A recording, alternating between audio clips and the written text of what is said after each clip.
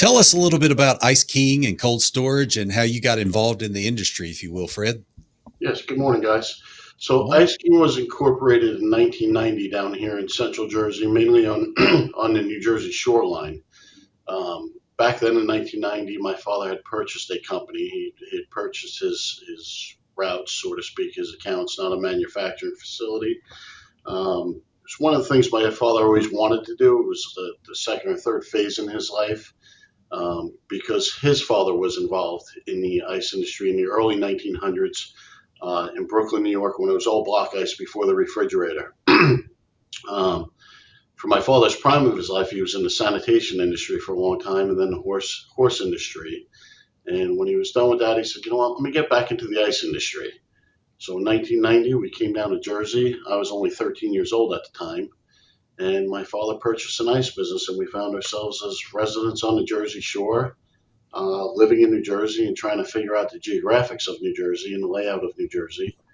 Uh, So from 1990 to approximately 1998, 1999, we purchased all our product, and we weren't a distributor because it was our company, it was our book of business, but we weren't a manufacturer.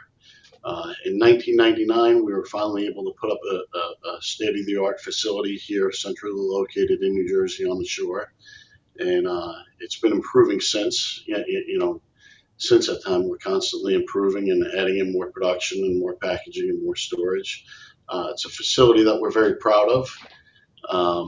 We manufacture almost 200 tons a day here, and it's a fully automated packaging line. Of course, we're IPIA certified. Um, I came out of college in 1999, right while we were in construction of the facility, and I've been managing and operating the facility since with my brother Frank. The two of us kind of live and breathe here. Too much ice. Too much. Yeah. Is Very he cool. older or younger brother? I am the youngest of eight. My brother Frank sits in the Wow. middle, and just the two of us are involved in the ice business here in New Jersey. So the other six, they didn't want to have any dealings, or did you kick them all out?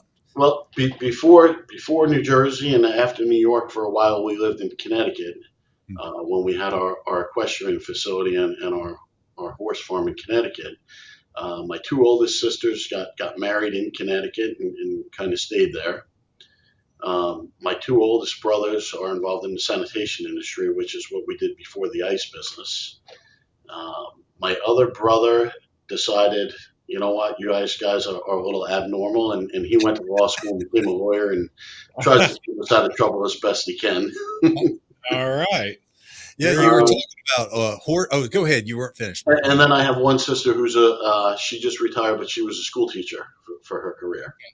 Okay. So okay. that leaves me and Frank. We probably weren't the sharpest tools in the shed to stick around in the freezer for the past 30 years. Maybe all your older siblings beat you up, and just you just weren't able to think as clearly. So, no, it's great having you on here. We saw a lot of pictures with social media about horses, and are you still entwined with horses, or do you get to do a lot of that now, being in New Jersey?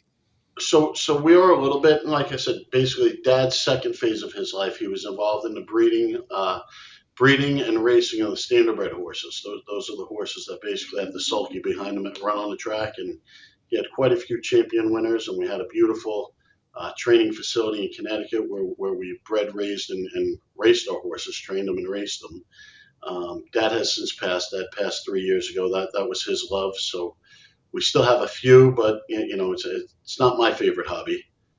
So Okay. we kind of dwindle out of there. Yeah. Yeah. Well, Fred, we're excited to have you on the pod today. Fred Lomangino is the president of Ice King Cold Storage, located in Trenton Falls, New Jersey, as you heard him refer to it. Um, he has been involved in leading the Ice King for 35 years, he and his brother Frank. Ice King and Cold Storage is a family owned and operated manufacturer today that produces, your website says 125 tons a day. Is that still accurate? A few years ago, we went through an upgrade here. So, like I said, we're closer Okay. to 200 now, between 175 and 200. in our latest expansion. I guess we got to update that website a little bit. There you go. And this year, Fred is the chairman of the IPIA. While he has been a leader in the industry for years, this is a special role with a lot of responsibility, and it's also kind of a special honor for the year. So I wanted to ask you about that, Fred. What's it like to be the chairman of the IPIA for a year? So, chairman of the IPI has been quite interesting. It's been quite fulfilling. It's been a long road. If you back up a little bit, it started as a member of the Northeastern Ice Association. Mm-hmm. When I came out of college, I started going to those shows in the year 2000. 2012, I was president of the Northeastern Ice Association and very involved. What intrigued me about the IPIA way back in the year 2000 was when we were just really getting our feet on the ground with the whole sanitation of ice and the quality of ice and the health standards of ice. It really intrigued me how there was none at the time. And we Yeah. picked up, the PICS program has been a love of mine. It's had a soft spot. Uh, and I've been doing that since. As the IPIA, I was a two-time board member. I sat on many committees in the IPIA, but PICS really interests me, and lobbying the government for the regulations on ice for food safety. It's still on the forefront of my mind. We're still trying as hard as we can to bring that to fruition because I truly believe that it is a real issue. Ice is a food and it isn't regulated the way it should be, which prevents what I feel some of the proper barriers of entry into the industry a little bit. Yeah. And it is a health risk. So we've marched Washington. We've lobbied several times. We've done several things. Um, I was on the board of the IPIA twice, uh, Mm-hmm. and now I finally worked my way through the Executive. PC and now into chairmanship. The Yeah. chairmanship has come. My chairmanship is coming to an end, and what I realized is 1 year went by really fast. Mm. I had a good time, mostly in this industry in the past 25 years that I've been traveling to these shows on a regional level and the international level is I've made some of my not only business acquaintances, but some of my best friends Yeah. are industry members. And we lean on each other for advice, for technical knowledge, for support. And then who would ever think turns into friendship, great friendship, not just Yeah. acquaintances. Yeah. Uh, so I really, really, really enjoy our industry, not only as an industry, not only as colleagues, but also a lot of them I would consider extended family members. Yeah. Yeah. Ethan, we actually have a few images with the IPIA folks that, I think Fred would get a kick out of that we could pull up. Um, a few years ago, um, I have no idea what year this is from. I like the coordination over here. Obviously, I don't know if you can go to the same shop and get those. I don't know if those were custom made. You got any details? And then obviously the hats. Yeah, tell us about this photo. So, like you, I can't remember what year that was. It's got to be, I would think, at least 5 years ago. They usually put a theme to the shows, a decade of themes to the shows. And Yeah. during the night of the chairman's party, they usually have a lot of props to dress up in and take these photos. And again, when you're involved in the different committees and the different parts of the association, you can see there we have Karen from Meeting Expectations and Maria from the office and a bunch of us. So we always try to get a group photo of the different committees, and it's a lot of fun. Those a lot of people that don't go to the convention say, what do you do at an ice convention? How hard is it to freeze water? What do you guys like really do? The social aspect of it to me is a big one. It's a big aspect. I love the plant tours. Before I had my own facility, I knew nothing about making ice or the equipment or the facilities. And, I received all of my education by going to these shows and doing the plant tours. It's still one of my favorites. No matter how much you know about the ice industry, it seems like every time I go into a plant tour, I learn something new. There's always more than one way of doing things, and who would ever think that freezing water? There's so many different ways of doing it, and these pictures you're scrolling through here are, like I said, some of my best friends now. I've met through this industry, and we've grown through this industry, and we've had some silly moments. As you can see, that one's over at the IPA office in Tampa last year. Always working hard. We can see. Well, you know what? That trip was actually one of the hardest working, shortest time trips. We were rewriting and editing the Oh, PICS manual from cover to cover. We had 2 days yeah, to go through a couple hundred pages of very yeah. in-depth, at some point mundane data that's been collected over the last 20 years. That's become our manual, and we rewrote it and we simplified it and we honed in on it. It was long overdue. So you see Was that this was this at the end of the process, or like halfway through you're losing your mind, oh or no, that was certainly the end. That was the end celebration. Like, we're done and we're out of here. I don't know if people can see, but there's a hammer directly is in that line headed this is that direction. Melissa saying, who came up with this idea, Fred? I am not going to speak for Melissa. I think Jared was as equally guilty as I was in the need for rewriting it, and it really was. It was at the time it was at least 25 years old, and it's just been Yeah. added to and added to and added to, and as the PICS audit has changed, and as we bring further and further into the food safety areas of ICE, the guide needed to be updated. It was long Yeah, overdue. yeah. So going back to the IPIA, the registration is now open for 2025, right? Speak about the grand event a little bit. So 2025, as you said, is a grand event. I'm happy to be chairman during the grand event. We chose, for those of you out there that don't know what a grand event is most of the regionals out there forewent their convention this year, and they're combining their regional convention with our international convention, and we call it a grand event. So the attendance should be outstanding. It should be one of the more well attended. With that in mind, we decided Nashville, Tennessee, because it's more centrally located. It's not an East Coast location. It's not a West Coast location. We kind of centrally located it. We picked Nashville because it's a city with a big draw to it. It's a lot of fun for those who haven't been to Nashville. I've had the opportunity to be there multiple times in the last decade, and Nashville is just such a great city. Offers so many things to do, so much fun for all ages. It's not a city where you're 20 years old like at Daytona Beach, or 25 years old and it's all kids at the bars, and but yet it's not a senior citizen community either. So for us in the ice industry, that city is a lot of fun. It's a clean city. It's a centrally located city. There's a lot of art in there, a lot of music in there that people will enjoy. So we chose Nashville, Tennessee as a central location, as a fun city that has a lot of draw to bring all our members into. And as a grand event, hopefully there'll be a good amount of Icemen that don't belong to the IPIA but do belong to their local regional association.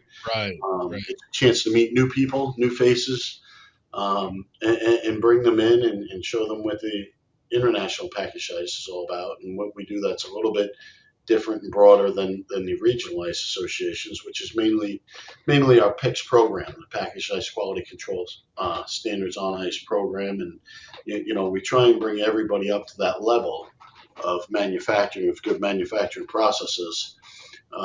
Again, for the safety of ice, and it's just a wealth of knowledge that's given at these shows. We always have Chris Dunn there to speak of food safety and talk about the PICS program as well as the PICS committee. We have Chris Lamont that will be there. He's our lobbyist in Washington pushing the cause. Our Plan Ops committee is always there, giving us ideas on now it's operations committee, it's not just plants. And they'll walk us through some better practices of operating from manufacturing to distribution. It's always a wealth of knowledge. Our marketing committee this year, we just rebranded our logo, and we have a seal now that's on every member's bag. You can see that in the background on my wall. Mhm. Yeah. That's to promote the quality of the packaged ice that we put out there. And we changed our logo, so new rebranding. We've done a lot in the last few years. Yeah. We really Yeah. have done a lot in the last few years, and these trade shows, for those of our members that don't belong to the committees, that aren't on the board or the EC, this is their opportunity to come in, network, see all the new equipment, and more importantly, see the updates and changes and improvement in the industry as a whole. Yeah. Yeah, I wanted to talk about Nashville in just a moment, but when we first came on, right before we got started with the recording, you were talking about that seal that's behind you, and I was asking you if that's a pillar stick, and you were telling me that it is actually for the ice trucks, right? So, can you talk about that logo and what somebody might get, or they could have that to put on their slap on their truck? Sure. So that, like I said, that's our new seal that goes on the bag. It's not the association logo. It's a seal of quality that we put on the bags, and that is actually a truck decal for any member that wants to order a truck decals or ice merchandiser decals to put on their boxes to promote it and to identify themselves as Hmm. above the average, above the norm, and putting out a good product. That's what those were designed and intended to do. It's very clean and inviting. So it's great to have that, like you said, that seal of approval, if you will. It's like other people's little checkbox, right? It's like, hey, this has the it's been tested and it follows a stringent guideline. So I Yeah. think that's excellent for people to know. So definitely reach out to the IPIA if you want to get those. If you're a member and you adhere to those guidelines, I think it's fantastic to have a way to promote that. Yeah. Yeah, our last logo was "Ice is food, ice is the forgotten food," and you know, not everybody knew what that meant, even when they read it. So at least on this seal, it's showing that we're laboratory tested, it's accredited, and that the safeice.org website is advertised on there. So for those that are interested in it or want to see it, at least it points them in the direction to educate themselves on as to what it actually means. And when you saw our previous logo, it really didn't. It was a great logo and it was a great slogan. Ice is a food. Mhm. The forgotten food. Ice is food. At the time. But now, a lot of people looked at that and said, well, what does that mean?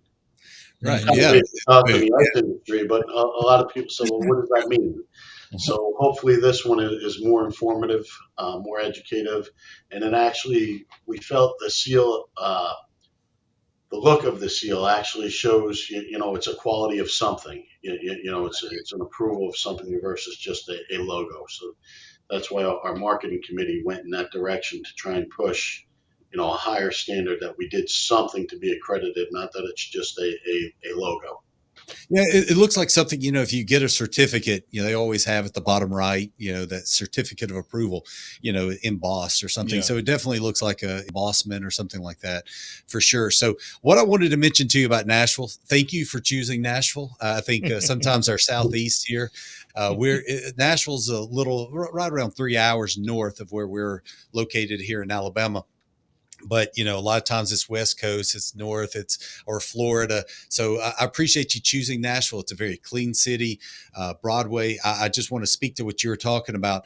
I don't get up there too often, but when you go up there, even if you don't like country music, if you just appreciate good live music, these people that play in these bars that you can just Oh step yeah. in. I mean, they are incredible. I mean, there's a reason that they're there. They're hoping someone's going to see them, but it's not podunk players. I mean, these people are fantastic. And I'm not a huge country music fan, but listening to people and their crafts, even if you just want to come and enjoy the city and then and hit the IPIA, I mean, it's just a fantastic venue. And I think you did a unbelievable job choosing this location. Easy to get into, the flights that are coming into Nashville. It's just a great location. So again, thank you for choosing the Southeast and Well, looking forward to some having of the you. great things there, besides, it also happens to be CMA week, Country Music Awards I week. didn't realize that. So Okay. Yeah. the city's going to be sold out. The city's going to be packed. So if you didn't register yet, is open. Early bird registration. So you register now, you get your discount. It is open. The room Go block ahead is and book filling your up rooms. quickly. Yes, book your So room. I suggest, even if you don't register yet, get in there and get your room while it's still available. Yep. We do have some overflow space, but it is filling up quickly because it also is CMA week. So that city is going to be packed. Getting on what you were saying about music, one of the beautiful things about Nashville is when you go down Broadway, unlike most cities, the live musicians are playing uh, right in the front of the bar towards the street side instead of the back. And a lot of times the windows are open. So just walking by, you see it, you hear it. Like you, I enjoy country music. I'm not a huge fan. It's not my favorite genre. But you go there and you just got to appreciate the talent and the art. And if you don't, and it makes your ears bleed, the lovely thing about Nashville is most of these bars are multiple levels, two, three, four levels, and have rooftop bars. And when you get to the different levels, all of a sudden it's not country music. If you're a little bit younger and you like the club music, you'll find that as well. If you don't like any of the music and you just want to go on a rooftop and see the city, see its skyline for what it has to offer, and just have a few drinks and socialize on the rooftops, those are always great. For the chairman's party this year, we actually rented out Old Red. Old Red is Blake Shelton's bar. It's a Right. four-floor bar, and we have all four, including the rooftop, for a few hours, where it's a closed private event just for our industry members and the people coming to the show. So it'll be a great time. We'll have dinner there. We'll have a few drinks there, and then at 9 o'clock it will open up to the public. And of course, you're more than welcome to stay there. And it's really going to be a good time. We put you right in the heart of it. We didn't take you to the city of Nashville. We took you to the center of Nashville, and we put you right in the heart of it during CMA week. And it should be a great draw, a lot of fun. I know myself and all my colleagues that have been there really enjoy the city. It's a different city. It's not New York. It's not the Florida cities. It's a different city, different genre, different makeup, different appeal. Well, Something that everybody should experience, whether they're a country music fan or not. and watch for Yeah. flying chairs from Morgan Wallen. That's where he was when he got in trouble for chunking off a chair off one of those rooftop bars. I don't think that happens very often. I really don't think you have to worry. So. Well, and we'll be there this year again. We're going to do some BTI interviews while That's right. we're there at the convention. So if you're watching and you've never been to the show, come by and say hi, introduce yourself, and we might just get you to sit down and talk for a few minutes, and you'll be on one of our future episodes of the podcast. That's That would be right. We're pretty also cool. sponsoring just outside the convention area is going to be some sweet tea and some lemonade. So if you've never had sweet tea, this is your chance. And take your insulin before you grab it. So and then make you an honor palmer if you'd like to. So anyway, yeah. So thank you for giving us those details on the IPA coming up in Nashville this November. I'm curious, Fred, if you're going to be going to the EPIA as the chairman this year. I know a lot of times the chairman tries to travel to the other conventions. Are you going to be able to go to I the Euro? am, and I really look forward to it because we really are focusing, and you'll see at this next show a little sneak preview. We really are focusing on broadening our international community much longer than it is, and shrink this globe down a little bit. Yeah. The Europeans and the Australians have been coming to our shows the last few years. If you noticed, last year we had a whole segment on the international members. We had them up there, and it was great. And I learned a lot about it. The ice industry in other parts of the globe is very different than ours. Very Yeah. different than ours, and it was very eye opening to me. And Marie and I will be going this year. The EPIA is being held in the UK, in Brighton, outside of London. So we'll be going there. We'll be seeing our European friends, and the following month they will be coming back to visit us. It's a great exchange. The Australians will absolutely be here in Nashville to join us as well. And for those members who haven't spoken to them and haven't heard from them, and You want to talk about educational to see how different the industry could be in different parts of the world. Again, you say, really ice is ice. How many different things could you do with it? How many different ways could you market it or sell it or distribute it? And it really is great to see what other cultures do with it. The ice industry is something that I never realized. You learn a lot about culture through your ice industry. You learn a lot about demographics of ice, about people, their economic status, and the different ways they use the ice and different purposes they use it for. Who would ever think it? But the ice industry in itself, to see how they use it, where they use it, the amounts they use, different segments of society is quite interesting. You learn a lot about people's buying habits, the way they use it, the way they enjoy themselves, the way sometimes they're not so joyful and use ice to help with that. But it really is, until you're in the industry, until you see it and witness it. Um, it's some of it's pretty eye opening in good ways, and educational in good ways. One of my friends, one of my colleagues said, the ice industry is a nice industry, but it's still in the ice age. It never evolved. This was about a decade. This was about a decade ago or 2 decades ago that he told me that, and I sat back and I said, he's kind of right. It was, for the most part, a lot of the same equipment, a lot of the same manufacturing processes. Distribution was done pretty similarly. In the last 15, 20 years, palletizers came out, automating the robots. The industry has been the PICS program to bring us along in food safety. And then there was this other stuff that went out there. The ice business is really three businesses, right? So we're in the manufacturing business, we're manufacturing a product. We're in the distribution business, we're distributing a product. And then we own all these ice merchandisers, so we're in the repair business, we're in the maintenance business, maintenance. Not too many other industries, if you think about it, are actually three separate businesses under one umbrella. The Iceman is. And then, in coming out of the Stone Age, there was this thing out there. I don't know if you guys ever heard of it. Maybe you could elaborate on it more. It was distribution software. I don't know if you guys know anything about that, but Yeah, for a while we were focused on efficiencies inside the ice plant and Right. making a safe product efficiently. And as time grew on, now the distribution side became so expensive between your insurances, your cost of trucks, your cost of labor, Yeah. fuel, and these Well, ice boxes. Distribution became quite an expensive side of the ice business, and it's through some sometimes we get some some smart people out there that develop some software yeah, that's really usable out there that helps us become more efficient on the street, and it's through the opportunities like these conventions and trade shows uh, that us as business owners get to meet those people and listen to their sales pitch. And some are better than others, but some of them really have really good products out there that add to the bottom line of the ice industry, and it's really helpful.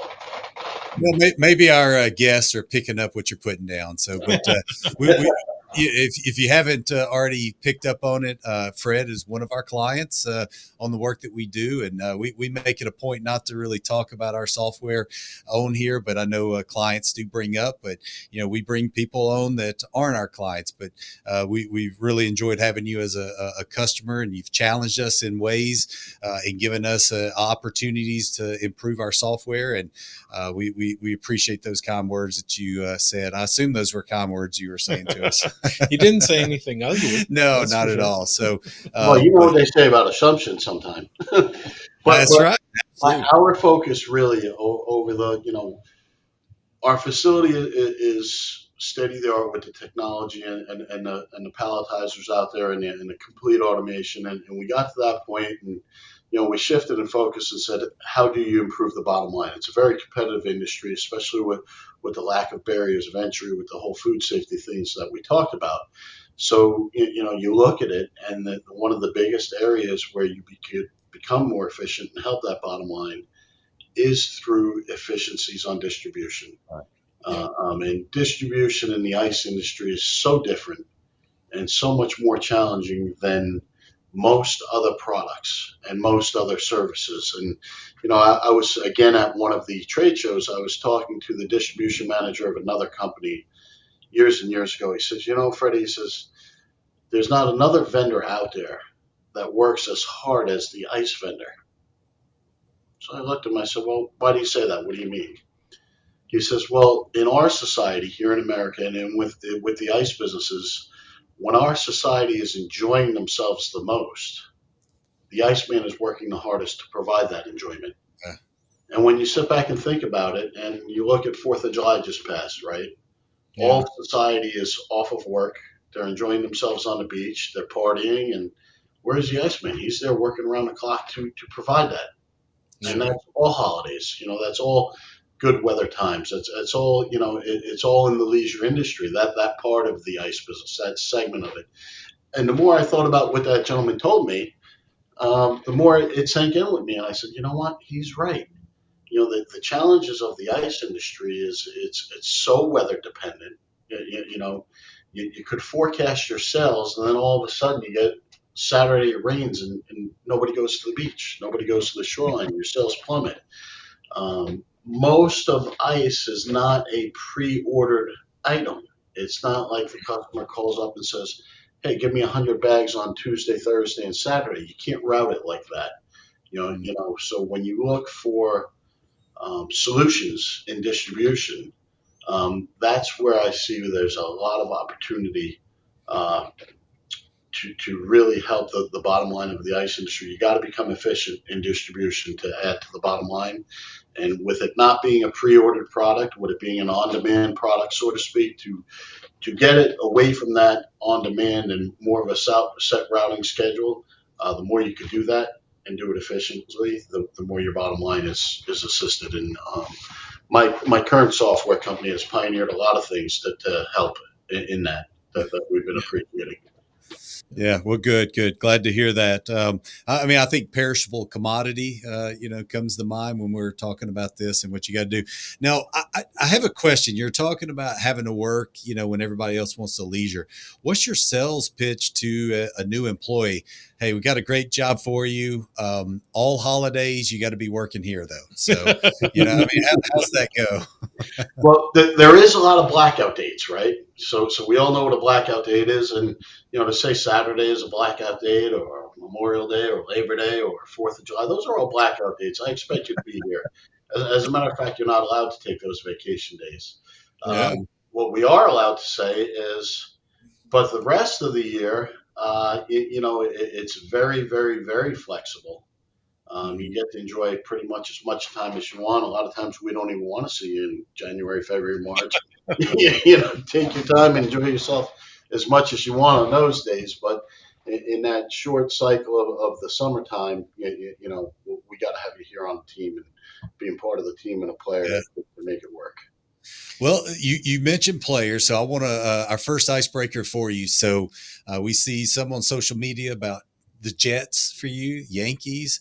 If you could choose, if they both, now I know they can't overlap, but if you had the Super Bowl and Game 7 of the World Series, and you could go to one of them, which one are you choosing? Well, it's hard being a Jet fan, but it builds a lot of character.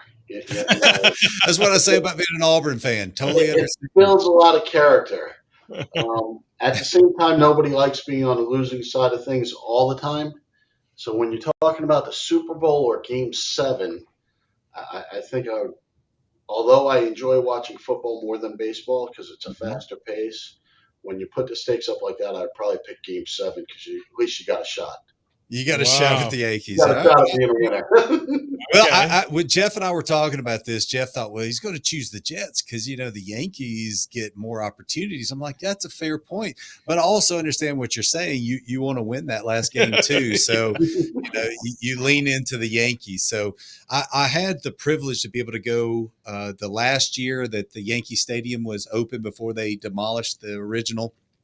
And I've been to the new one. So, that's, wow. Talk about differences, but I mean, just the nostalgia of old Yankee Stadium, but it's beautiful. So, Yeah.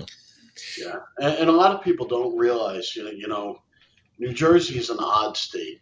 It's very odd. It's kind of like the stepchild to New York City, the stepchild to Philadelphia. It really doesn't have its own identity, so to speak, Mhm. its own Right. anchor city, so to speak.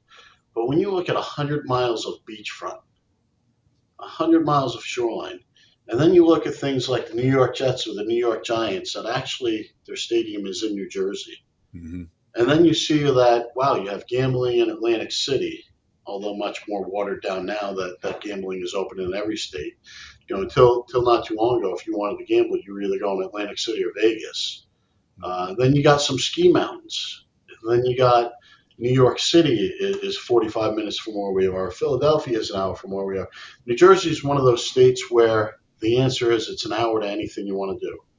The Hmm. Meadowlands Racetrack, which is one of the premier horse tracks in the country, or Monmouth Park, or like I said, Jet Stadium, Giant Stadium, one of the biggest airports, Newark Airport, that services New York, right outside of New York. So it's really the stepchild state, but we're also the most densely populated state in the nation. So not too many people know those little fun facts about New Jersey, but I it didn't know really that. is an odd anomaly because we are one of the most population-wise, we are one of the densest states in the nation, but yet we don't have that draw, that anchor city. We have over 100 miles of coast, of beaches that nobody really realizes about, except for our friends in New York City and Philadelphia that come in every weekend and just swell our area by a million people at a clip every weekend. They come in and they leave. They come in and they leave. And they're Wow. buying that Ice King ice, so there. That's good. So the New Jersey does have a lot to offer, and I'm not trying to sell New Jersey, but it's really a Well, state you're doing where a a good lot of job. people say, "What is New Jersey?" It's a Yeah. suburb of New York City and Philadelphia. It's very densely populated, and then you go to the other parts of the state where we're the blueberry capital of the world or the cranberry capital of the world. We're known as the Garden State. People never Yeah. realize it. Hmm. Well, you said the Garden State, so that's y'all's moniker as far as what your, the tagline. I don't know if you want to replace it with Stepchild State. That's probably not a good one. But, if you wanted to say an hour from anything, that's also a good one. But yeah, In that's one hour, you're gambling, you're sitting on the beach, you're up in the mountains skiing, or you're at one of the best sports venues in the nation, or it's literally an hour. I'll see you in Hmm. an hour. We'll be there. that's Yeah. very cool. All right. So, Fred, if you were not an Iceman, what would you be doing today? What would be the alternative reality of Fred? The alternative reality of Fred, like I said, my father's previous industry was the sanitation industry, and I still have a lot of cousins and family members in that industry. So Hmm. I would envision if we didn't go back to my grandfather's roots, that we would have ended up back in the sanitation industry. Okay. Okay. Interesting. All right. Well, let's jump into some family photos. So we've got several that we pulled off the interwebs. So anyway, we're going to kind of go through these. If you want us to stop a little bit longer, tell us a little bit about a few of these photos. All right. So on the left here, you have my brother Frankie. He's my partner here in the ice business. So it's always him and I killing each other every day. Loving each other and killing each other every day. And in the center is my beautiful niece at her high school graduation, which is also my alma mater. Myself, my nieces, and my kids all went to the same private Catholic high school in the area. Okay. My Okay. lovely kids, my son Frankie, my daughter Alyssa, and my niece Adrian. Are That they tied up in the ice industry any? Well, my daughter worked here in my office for quite some time, but now she's over at Rutgers in the business school, and she's interning the last 2 summers in Manhattan at private equity firms. So she's kind of like soared past me, and we try to rope her back in a little bit, and Yeah. kind of like the "Cats in the Cradle" song almost. She just doesn't have time anymore. I hear you. I hear And you. I don't want to hear you because I'm kind of starting to get in that way as well. So, my son in that picture, he drives for me in the summertime. yeah. He's a full-time driver. This year he started learning the plant a little bit, but he's also up at Rutgers University with his sister, working towards his business degree. So we'll see what knowledge and what growth he brings to our company here. and then that's my niece on the left-hand side. They're all within a year of each other. And this past winter,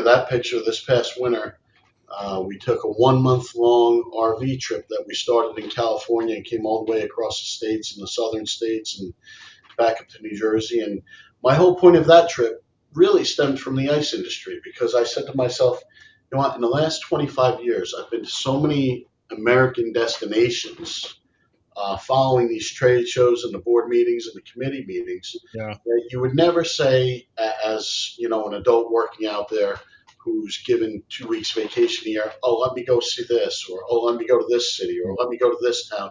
I've seen so much of our countryside just chasing the trade shows that I said, you know what, this was the one year all three of those kids from age 21 to 19 had that 1 month college break off.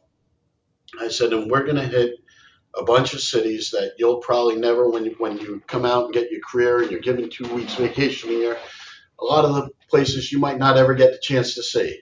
And that was the goal of that road trip, was to expose the kids and show the kids a lot of the areas that I was fortunate enough to see during these trade shows. Well And done. show them a Well little bit of the countryside.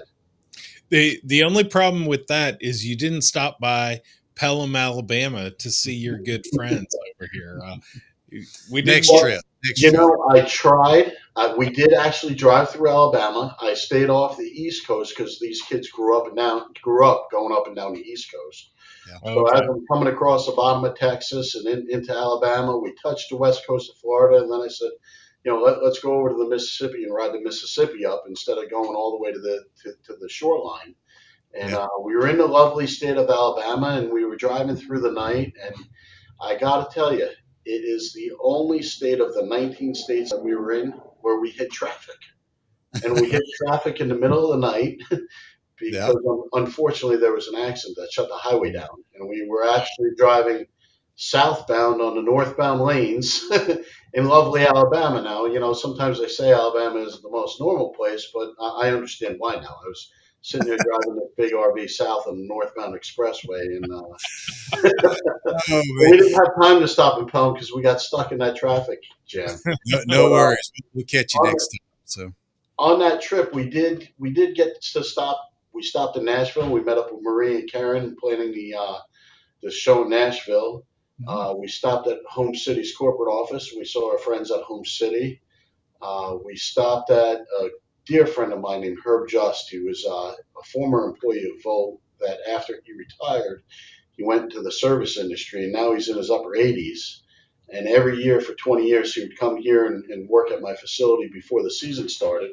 So we stopped in and saw him and his beautiful wife.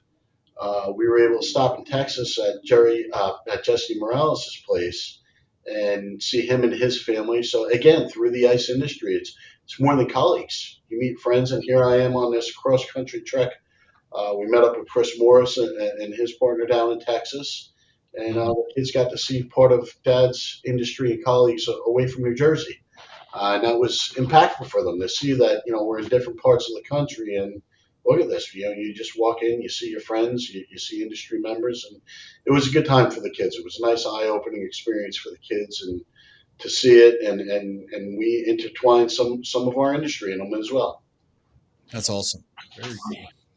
That's my father on the right, and my two uncles. So Okay.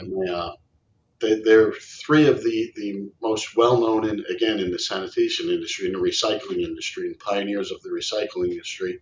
My one uncle on the left is the youngest, and he's the only one who's still involved. My father and my other uncle are deceased at this point. Gotcha. Talking about the Yankees, yeah. Yankee Stadium right before our annual Yankee game with the family and the kids, and we try and get out there a few times a year and support the Yankees and have a good time, and it's always good memories. Always good memories because usually they win. Well, normally my Atlanta Braves win, but this year I think they got the third or fourth worst record in baseball. So it's a delete season, and let's get to next year. So we'll move along. That's a beautiful family with my nieces, nephews, children, stepchildren, and that's on the Jersey Shore. You can see the ocean in the background. We're having dinner, and that's the beautiful Jersey Shore right there. So How long does it in take summertime, from you your don't. house? Oh, go ahead. What, Sorry. what's that? I'm sorry. I was just curious how long it takes you from your home to get to the He Jersey he shore. said an hour, an No, hour. no, Oh, no, no. The okay. shoreline, I'm there in less than 10 minutes. Oh, Less than Um, 10 wow, okay. minutes. Yeah. less than 10 minutes to the shoreline. So again, in the summertime, we don't have a lot of chance during the day to go to the beach, but we do get to enjoy the restaurants and the venues at night afterwards. So Yeah. that was a dinner. That is my lovely spouse, Holly. And Mhm. I'll give you guys one guess. That was at one of the trade shows. That was another chairman's party. You That was don't dress like this every day?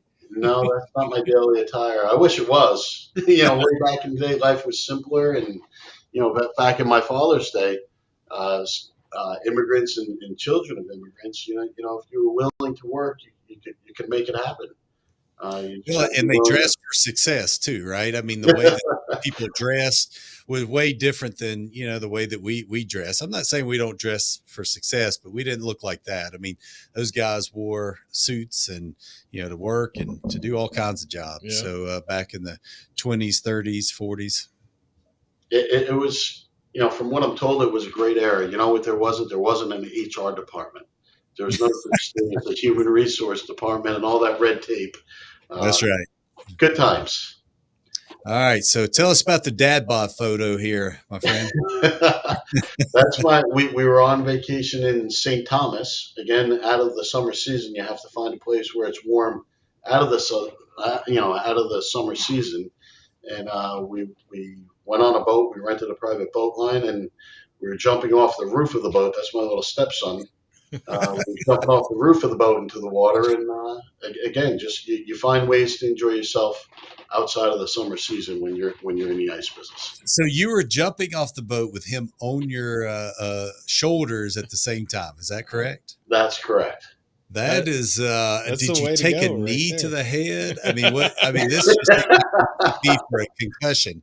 No, no. When I let in, I just kind of let him go. I kind of threw him off my shoulders. He'll figure it out. He can swim. Very Good cool. times, good memories. You got to create them. You only live Absolutely. once. All right. So I've got to ask our next icebreaker question. We have heard that you love a good spa day. So, Fred, when was your last spa day, and what all do you do when you go to the And we're spa? not going to tell you that Melissa was the one that gave us Maria. this. Maria, sorry, my apologies, Maria. Melissa and Maria always, always, always rain in on my spa days. So, my first spa experience, you ready, Uh, was at a trade show. Many, many, many, many years ago, I was that typical alpha male, that typical spa. You want me to go to a spa? And at the time, my wife said to me, "Yeah, we're going to a spa. We're going to do something besides sit through these meetings and these lectures. I'm taking you to a spa. We're going to go to a spa." And I enjoyed it. What do you want me to tell you? There's nothing like a good massage every once in a while. So when we go on these trips, it's important to me to hit up the spa day. Those now, massages are are we talking wonderful. about? And Are we talking about mani pedi? We talking about facials? We just talking about? when I walk out of there and I have my mani and my nails are nice and shiny and they're not all beat up like they are right now, my kids have a great time picking on my feminine side. That's awesome. That's But yeah, awesome. you go, you get the experience. That, again, when you go to the IPIA shows, they're usually at these beautiful, gorgeous facilities. Many of them have those amenities, and to experience it, during these trade shows, I always try and take 3 or 4 days before or after the show at those venues, at those locations. Again, I saw more of this countryside and experienced more of it at these shows prior to and after the shows, where you turn it into a little vacation. This Yeah. industry is very family orientated. A lot of times, your wife and kids are there. You don't see that in other industries. Like, I bet you. You tell me. Let me interview you for a minute.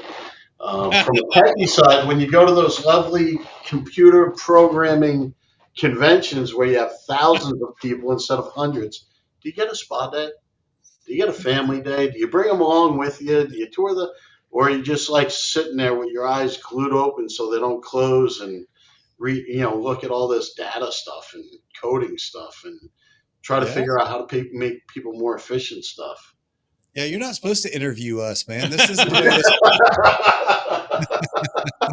The reverse icebreaker. Yeah, unfortunately, I'll tell you from my experience, because with work, and I appreciate the fact, and I completely agree with you, is taking a day or two before or after to just to get away from the convention life, but us as being vendors, it tends like we're stopping work to go to the convention to work, and then we turn around and we got to get back for work. So we don't take as much opportunity to be able to see the sights and sounds around us, which is unfortunate. It goes to what you say. For me personally, a lot of the things with, I've got 2 kids in college. I've got one that's in high school. It's tough to get away. I've wanted to go to the PIAA, which is in Australia. Jeff just got back and he's still recovering from jet lag on that. But, trying to get my wife to go, it's always the first week of school. So it's difficult. And my wife, even though I got a 10th grader, she's like, I still want to be there for his first day of school. I'm like, dadgummit. So we don't get to do that. So I do want to take more opportunities. And as my wife is going to be able to travel with me more, I hope to do that. But when my kids were younger, I was able to do that a little bit more often. So I agree with you, though, of trying to take it. As far as the mani-pedi and go into that, typically, if my wife on vacations, we have done that. So I have no aversion on going to the spa either. So, Fred, I don't know about you, Jeff. Well, I will go for a massage anytime, but anything that involves waxing or plucking or anything like that, I'm off. Dude, they could shine that head up pretty nice. They could buff the head. I'd be fine. Easy on the head jokes. I'm getting there too. Jeff, I'm with you on that waxing and plucking thing. I'm not a fan of that stuff either. But I think maybe one of the to-do things, Jeff, on our list, or I'm going to place a responsibility on you if you don't mind, is let's get some pictures of our colleague over here just in front of a spa and send it to his wife and say, hey, this is where we found him while we were at the show. I don't know what he was doing. Well, I will tell you, I've not had a mani-pedi. Now, people have told me that they're to die for. I have not dipped my toes in that water. So, but a massage. But I will say I am leaning more to, I do need to try a facial, but I have not tried that either. So, good to know because, you have a manly, stout, about you, and to know that you've went over into that.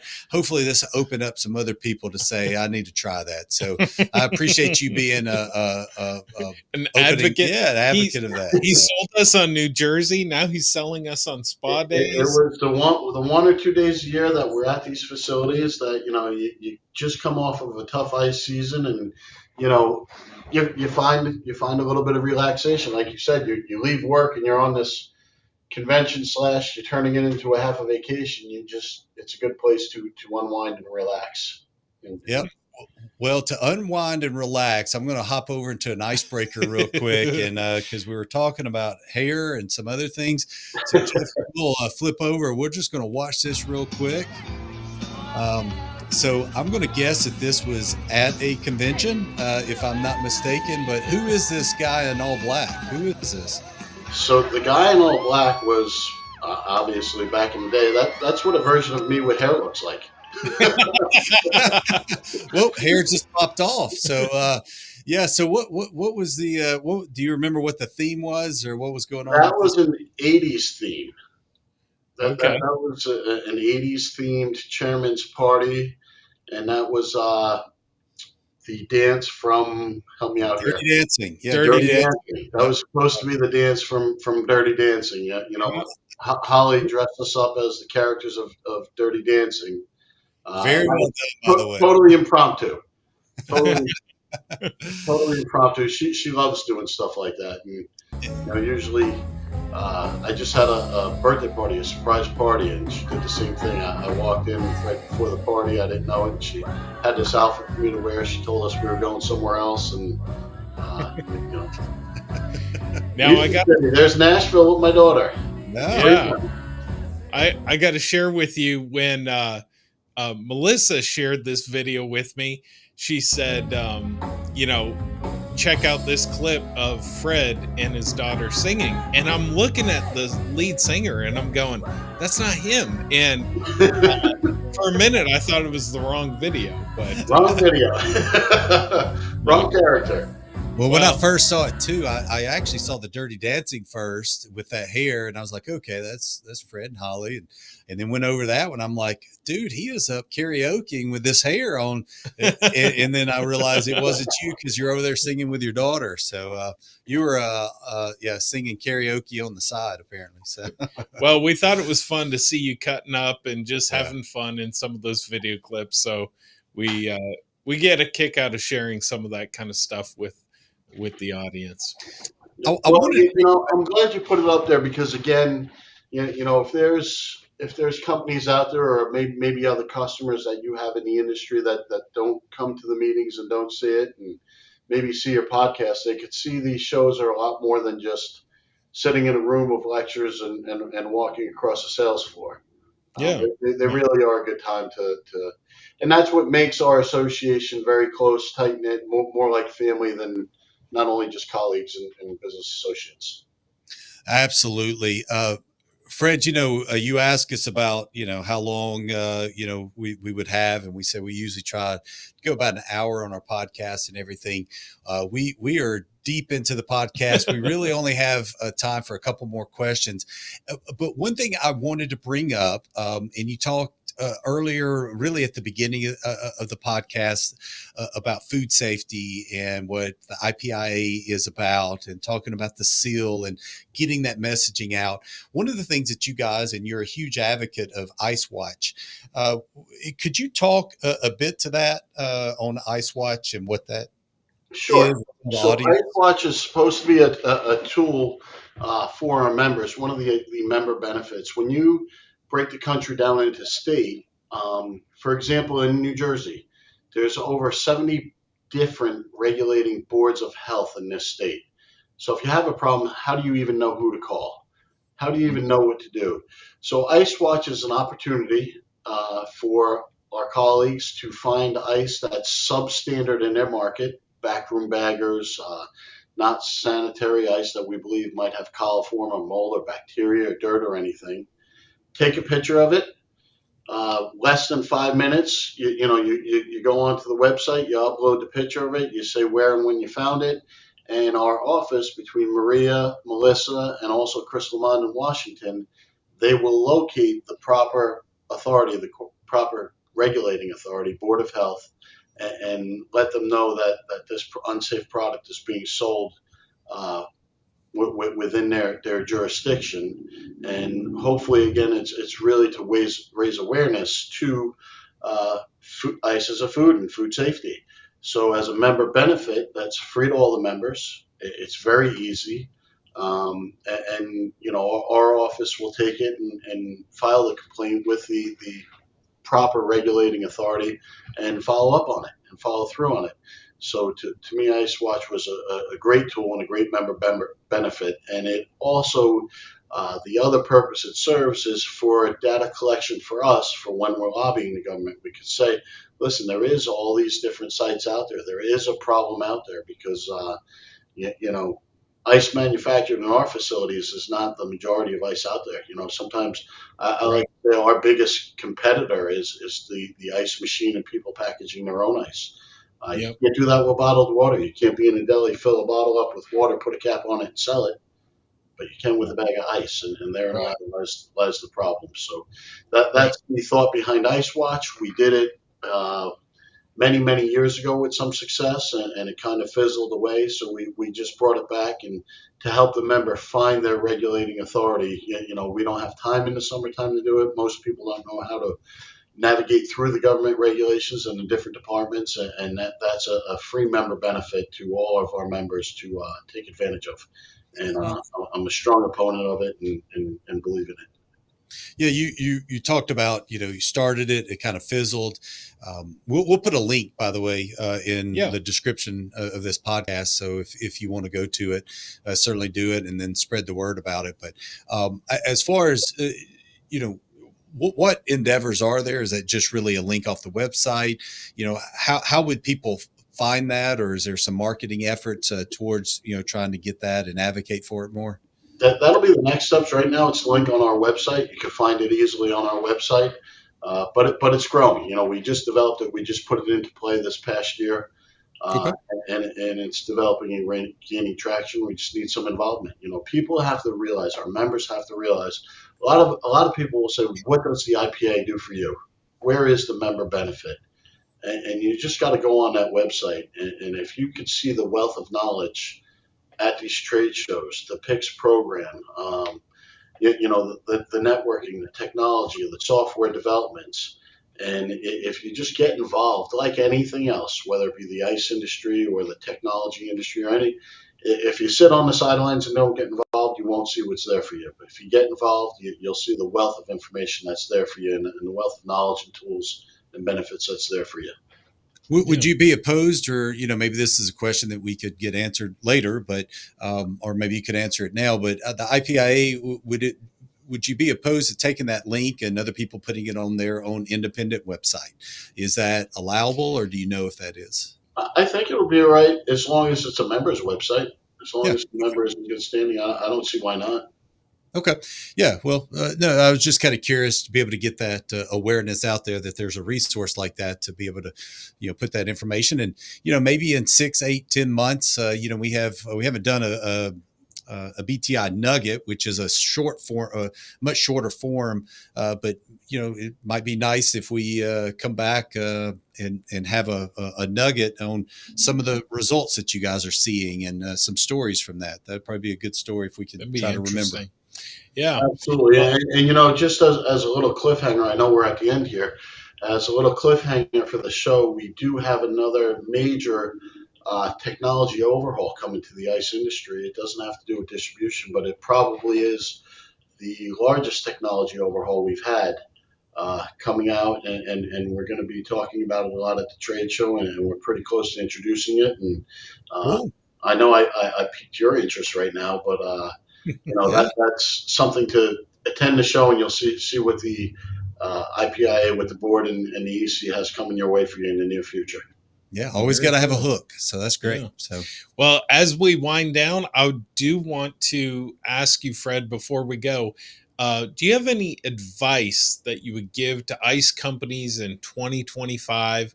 Um, you know, if you're just talking to a general ice company, you've met them for the first time, what are some things that come to mind that you might give them advice?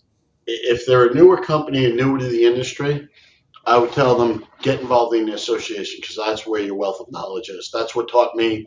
That's what made me, be able to have such a beautiful facility, efficient distribution systems.